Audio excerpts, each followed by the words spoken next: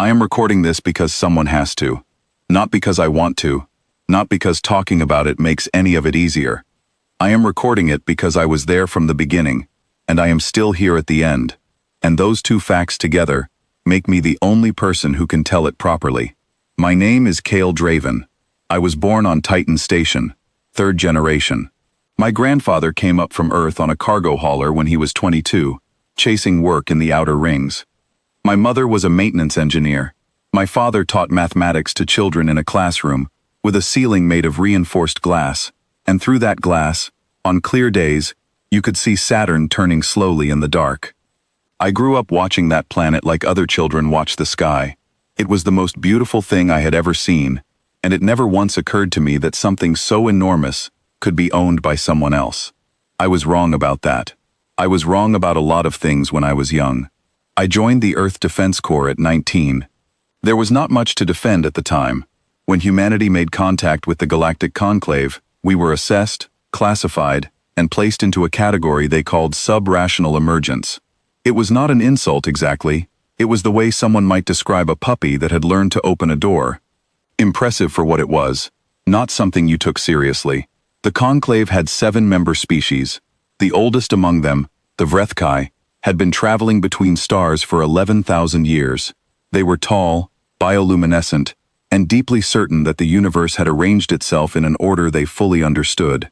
When they looked at humanity, they saw a species that had achieved spaceflight and developed agriculture, and written music, and created art, and then promptly spent 3 centuries trying to destroy itself in various ways. They were not wrong about the history, they simply did not understand what the history meant. They placed us under something called the developmental embargo. It had a long official name in their language that translated, roughly, as a framework for the managed growth of emergent civilizations. What it meant in practice was simple. We could not purchase faster-than-light drive systems. We could not establish colonies more than 30 light-years from Earth. We could not build warships above a certain size. We were permitted to trade, to travel within our approved zone, and to petition the Conclave on matters affecting our population. The petitions were received politely, and then placed somewhere they were never looked at again. I did not hate the vrethkai for this. That surprised me when I finally realized it. I had expected to feel hatred. What I actually felt, for most of my adult life, was something quieter and harder to name. It was the feeling of being in a room where everyone else has decided the rules and no one asked you. And when you speak, they smile. And when you leave, they talk about something else entirely. I served 8 years in the Corps before the Kasara situation began. I was stationed on a patrol vessel that spent most of its time in the outer bubble, running survey routes and monitoring the embargo boundary. It was not exciting work. It was important work, in the way that all quiet work is important. The kind that nobody notices until it stops. Kasara was a star. Not a large one, not particularly remarkable in astronomical terms. But it held something the Conclave valued enormously, a rare isotope produced in its inner radiation zone that was used to fuel the jump gate network connecting Conclave worlds. 3 human colony planets orbited Kasara. They had been there for 60 years. 4 million people lived on those worlds. Farmers, engineers, doctors, teachers, children who had grown up watching Kasara rise over their horizons every morning, the way my father had watched me fall asleep. The Conclave issued what they called an eminent domain declaration. They claimed the Kasara system for resource extraction. They gave the colonists 90 days to leave. The relocation compensation they offered was enough to cover transport costs and very little else. 4 million people, 60 years of built communities, 3 worlds of cultivated land and constructed infrastructure, and the Conclave's calculation came out to move. Earth's Senate issued a formal objection. The vrethkai ambassador received it, acknowledged it in the way someone acknowledges weather, noting it, not engaging with it, and replied with a sentence that was broadcast on every communication channel in the solar system. The feelings of a sub-rational species are noted. They are not factored. I remember exactly where I was when I heard those words. I was in the patrol vessel's small observation bay, eating a meal I had made from reconstituted protein and calling it dinner. The broadcast came through on the general channel. The man sitting across from me put down his food and looked at the speaker in the ceiling and did not say anything for a long time. Then he said, very quietly, "They really do not see us at all, do they?" He was not asking a question. He already knew the answer. The mining operation began before the 90 days were finished. A conclave support drone, a large automated vessel used for equipment positioning, miscalculated its approach vector near Kasara 3's primary transit corridor. The error destroyed a colony transport ship that was in the process of evacuating families from the southern agricultural settlements. 804 people were on board. There were no survivors. The conclave expressed condolences. They conducted an internal review. They determined that the incident was the result of a navigational error, and that corrective protocols had been implemented. Then they continued mining. I was pulled from patrol duty 48 hours after the transport was destroyed. Classified orders. I was not told why until I was sitting in a briefing room on a station I had never known existed, listening to a woman in a uniform I did not recognize explain what Earth had actually been doing for the past 60 years. She did not raise her voice once. She spoke the way someone speaks when they have rehearsed what they are about to say many times, not because they are nervous, but because the information is so significant that they want to make sure every word lands correctly. Earth had been building, not openly, not in ways the conclave would see and question. The embargo had restrictions, and Earth had followed them precisely. In every area the conclave's monitoring systems could observe. But space is large, and monitoring systems have edges, and humanity had spent 6 decades quietly working beyond those edges. The installation was called Iron Veil. It existed in a region of deep space that the conclave's survey maps marked as unremarkable empty volume. It was the size of a small city. The first thing she described was the drive system. Human engineers had obtained partial schematics of vrethkai jump gate technology during a legitimate trade visit in 2104. The schematics were incomplete. They were never meant to be shared in full. But human physicists are, as a general category, extremely stubborn people who do not respond well to being told that something cannot be done. They spent 30 years with those incomplete schematics. What they produced was not a copy. It was something the vrethkai had never conceived of. A jump-capable drive system that could fold space in 3 seconds. The conclave's jump gates required 11 minutes to spool. The second thing she described was the null tide. I am going to try to explain this clearly, because it matters that you understand what it was. A null tide device generates a resonance cascade in a defined area of space, a cascade that disrupts the quantum coherence of physical matter.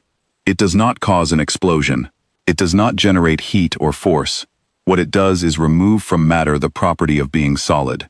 Any physical structure within its radius, any hull, any alloy, any component, loses its structural integrity entirely and disperses. Ships do not explode when they encounter a null tide. They stop being ships. The woman who described it to me did not look proud when she said the words. She looked like someone who understood exactly what she was carrying and had decided, a long time ago, that she would carry it anyway. I respected that. I also felt something cold settle into the center of my chest and stay there. 2 days later, Earth sent a message to the Galactic Conclave. 3 minutes after sending it, Earth acted. The message was simple. It was translated into all 42 conclave languages simultaneously.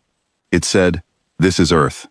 We are withdrawing from the developmental embargo, effective immediately. Any vessel in our sovereign space has 30 minutes to leave it." The vrethkai fleet commander at Kasara received this message while his mining operation was in full progress. His reaction, according to the sensor logs I reviewed afterward, involved bioluminescent rippling across his entire upper body that the conclave's own cultural database identified as the expression associated with amusement at something small. He did not move his ships. He did not respond. He simply continued. 3 minutes after Earth's message was sent, 340 warships appeared in the Kasara system simultaneously. They had been built over 40 years in the asteroid belts and deep space shipyards beyond the monitoring boundary. They were not larger than conclave vessels. They were not more impressive in appearance. But they arrived in 3 seconds, fully positioned and fully operational, inside what should have been 11 minutes of minimum response time. The vrethkai threat sensors had not registered a single approach. The ships were simply not there. And then they were. The vrethkai fleet commander had, at that moment, approximately 4 seconds before he would have needed to decide whether to fire. He did not get the chance to use them. Earth fired a single null tide device into the open space between the two fleets. Empty space. No ships in the radius. and then the radius expanded. 3 vrethkai destroyers were positioned at the edge of that expansion zone. They had drifted slightly off their assigned coordinates during the mining operation. That small drift put them inside the Nulltide's edge. I watched it happen from the deck of our vessel. I watched 3 warships, enormous structures of metal and engineering and life, become something that was no longer any of those things. They did not burn. There was no shockwave. There was a shimmer in the space where they had been, like heat rising off summer pavement, and then there was nothing. I made it to the side of the deck before I was sick. I am not ashamed of that. I do not think any person with a functioning conscience could have watched that happen and remained entirely composed. The vrethkai fleet commander's bioluminescence went completely dark. In conclave cultural documentation, that meant one thing: profound fear. He requested a ceasefire. It was the first time in recorded galactic history that a sub-rational species had received a ceasefire request from a conclave fleet commander. Earth accepted it. Then Earth transmitted 3 demands: recognition as a sovereign peer species with full colonial rights, the lifting of the developmental embargo, permanently, and a memorial, built by conclave hands, at the exact coordinates where the colony transport had been destroyed, inscribed with the names of all 804 dead, in all 42 conclave languages. The vrethkai commander asked for time. Earth gave him 3 minutes. He agreed to all 3. Before he closed the channel, he opened a private transmission, voice only, off the main communication log. His translator rendered his words into flat, careful English. "How long have you been capable of this?" I answered. I do not know why I was the one who answered. Perhaps because I was closest to the communication console. Perhaps because everyone else on deck was still processing what they had seen. I said what I said because it was the truest thing I could think of. Long enough, he closed the channel. We did not speak again. The news traveled across the galaxy at the speed of communication relays. Within 72 hours, every species in the conclave had received the full sensor logs from Kasara. Every reading, every timestamp, every frame of those 3 destroyers disappearing from existence. The classification sub-rational emergent was formally removed from the conclave's codex within the week. Earth was granted full peer status. The memorial was built. I attended the unveiling. The vrethkai artisans worked in complete silence for the entire 3 days of construction. I stood at the back of the gathered crowd and watched them place the last stone, and I looked at the names, 804 of them, carved into material that would outlast any ship in either fleet, and I felt something that I still do not have the right word for. On Earth, there were celebrations. I watched broadcasts of them from a bunk on a transit vessel, crowds in city squares, speeches, light displays. I watched a child in the broadcast hold up a sign that said, in large painted letters, "They finally heard us." I stared at that sign for a long time. We did not make them hear us with words. We had been using words for 100 years. They had noted our words and continued. What we made them hear was the sound of capability, the specific, undeniable sound of something that could not be ignored, negotiated past, or classified into irrelevance. I am glad we made them hear it. I am glad those 4 million people have their homes back, and their worlds, and their lives. I am glad the names of 804 people are carved into stone, that will stand longer than anything the conclave built at Kasara. I am sitting here, in the quiet of this dead moon, finishing this recording, and I am thinking about what comes next. Because that is always the part nobody talks about in the celebrations. What we proved was this: humanity is not small, and humanity is not patient. And when you take something from us that matters, we will find a way to take it back. That part is finished. We proved it. What is not finished, what is just beginning, is the question that nobody on Earth seems to be asking yet. Not in the speeches, not in the broadcasts, not in the light displays over the city squares. We know what we are capable of now. The whole galaxy knows it. That silence you can hear, stretching from one end of the conclave's territory to the other, that particular, enormous silence, is the sound of 11,000 years of certainty quietly revising itself. They are afraid of us, or they respect us. I have spent a long time trying to decide if those are the same thing. I think the more important question is this: now that they are listening, what kind of people are we going to be? I do not know the answer. I hope we figure it out before it matters. I hope it does not take us another 100 years. I hope we are better at that part than we were at the other part. Though I will say, honestly, that the other part we did remarkably well. This is Kale Draven, EDS Reckoning, recording ended.